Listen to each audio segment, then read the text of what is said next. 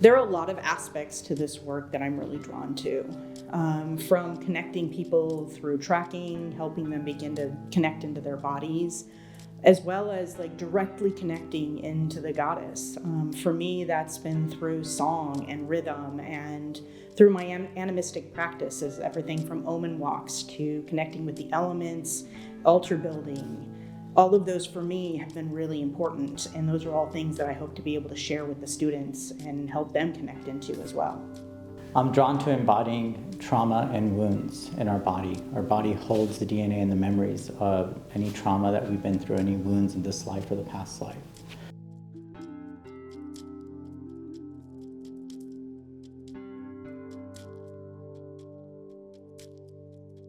There's some really complex ideas within the founding principles of this work.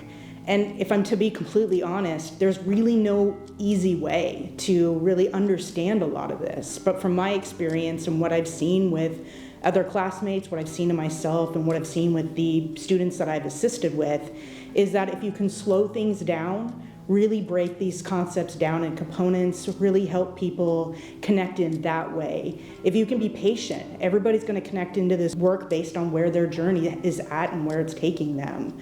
And if you can repeat it, there's a lot of repetition. You'll hear these concepts and these themes over and over, because that repetition, at one point you may not be ready for that concept, but later on you are. And in those moments, that's how that process works. So for me, it's really just slowing everything down, really listening. I also have a unique ability to really kind of re-articulate things in a way that communicates to each individual. So how I might explain it to one person isn't how I'm going to explain it to somebody else, because it may not connect.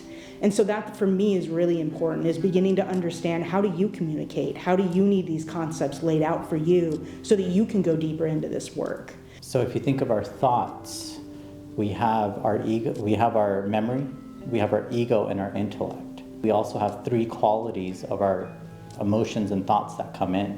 The first quality is sattva. Sattva means purity and clarity, and that is stillness and calmness in your body. The second one is rajas. Rajas is activity, attachment, busyness, desires. And then we have tamas. Tamas is inertia and inactivity, and that is dullness and depression. So when we're working with all three of these are at play at some level within each thought and expression. So the idea is, how do we get students to really slow down what is happening in order to tap in to which one of the three things are most active in that moment. And then we can start getting into the deeper core wounds versus us just having an emotion that is so heightened, then attaching the ego and intellect to it and then creating a story.